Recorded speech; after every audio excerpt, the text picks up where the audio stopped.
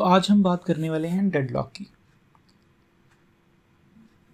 हम पढ़ेंगे डेडलॉक की डेफिनेशन, डेडलॉक लगने के लिए जो कंडीशंस की रिक्वायरमेंट होती है जिन्हें कि कॉफमैन कंडीशंस बोलते हैं, उनके बारे में। तो स्टार्ट करते हैं डेडलॉक से।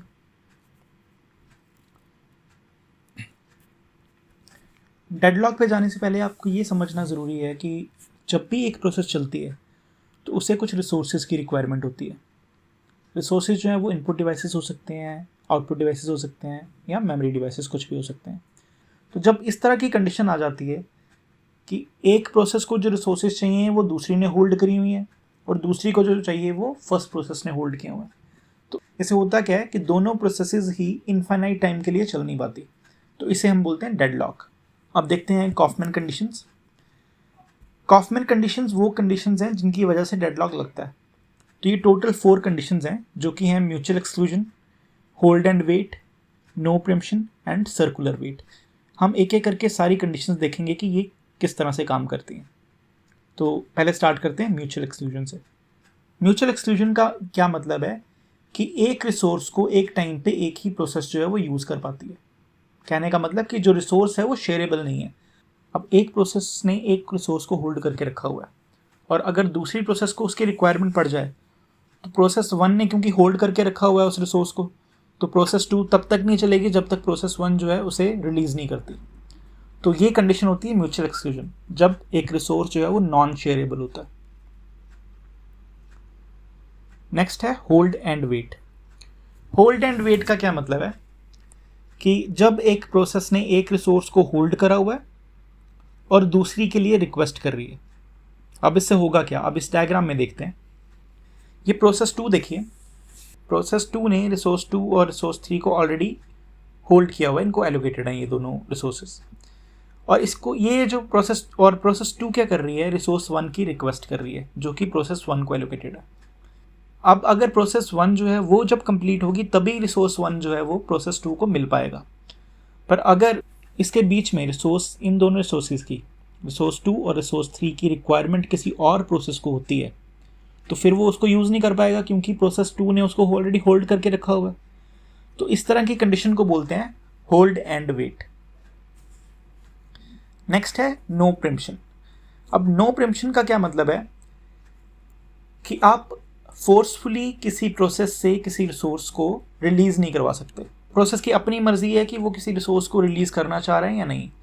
जैसे यहाँ पे देखिए, a process can only release a resource voluntarily, मतलब कि एक प्रोसेस जो है वो एक रिसोर्स को अपनी मर्जी से ही रिलीज़ कर सकती है, और जब इस तरह की कंडीशन हो कि वो अपनी मर्जी से ही रिलीज़ कर सकती है तो प्रोसेस 2 अगर उसको रिक्वायरमेंट पड़ती है इस रिसोर्स की तो वो यूज़ नहीं कर पाएगी क्योंकि प्रोसेस 1 ने उसको होल्ड करके रखा हुआ है।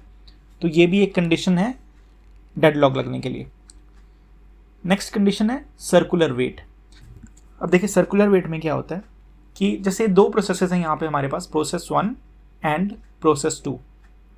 प्रोसेस 1 ने रिसोर्स 1 की रिक्वेस्ट करी है और रिसोर्स 2 इसके पास है। उसी तरह से प्रोसेस 2 ने रिसोर्स 2 की रिक्वेस्ट करी है पर रिसोर्स 1 इसके पास है। कहने का मतलब कि प्रोसेस 1 को 2 रिसोर्सेज चाहिए चलने के लिए, रिसोर्स 1 भी चाहिए, रिसोर्स 2 भी चाहिए। रिसोर्स 2 इसके पास ऑलरेडी है पर रिसोर्स 1 की रिक्वायरमेंट है। पर रिसोर्स 1 इसको प्रोसेस 2 तब तक नहीं देगी जब तक उसको रिसोर्स 2 नहीं मिल जाता।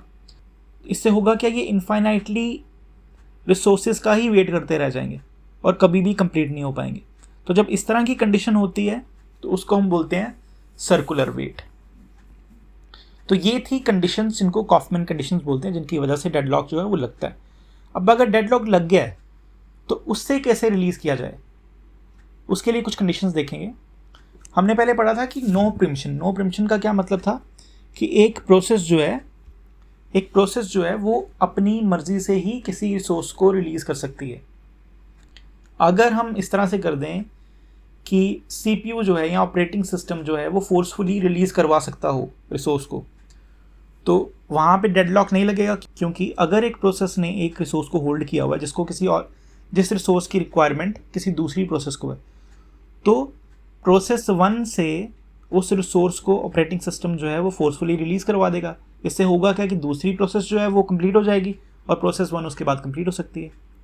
सेकेंड कंडीशन है रोल बैक। रोल बैक का मतलब कि जैसे जैसे हमारी प्रोसेसेस चली थी हम वो सारी देखेंगे और जहाँ पे डेडलॉक लगा तो हम क्या करेंगे, टोटली रोल बैक हो जाएंगे, सारी कंडीशंस को, सारी प्रोसेसेस को दोबारा से चलाना शुरू करेंगे जैसे हमने पहले चलाई थी, और देखेंगे कि कहाँ पे डेडलॉक लगा है, और जहाँ पे डेडलॉक लगेगा उन प्रोसेसेस को फिलहाल नहीं चलाएंगे। तो ये भी एक कंडीशन है। सेकेंड है कि एक प्रोसेस या एक से ज़्यादा प्रोसेसेस को हम एक एक करके किल करते जाएं या उनको बंद करते जाएं। इससे हमें पता लग जाएगा कि कौन सी प्रोसेस से डेडलॉक लग रहा है। जब हम एक एक करके प्रोसेसेस को किल करेंगे तो होगा क्या कि जो रिसोर्सेज उन्होंने होल्ड किए होंगे वो रिलीज़ हो जाएंगे, जिससे कि बाकी प्रोसेसेस जो हैं वो चल पाएंगी। तो मुझे लगता है डेडलॉक जो है आपको समझ में आ गया होगा। अगर इससे रिलेटेड कोई भी क्वेश्चन है तो आप प्लीज़ कमेंट करिए। इसी तरह की और वीडियोस देखने के लिए सब्सक्राइब करिए AS नोट्स। Thank you.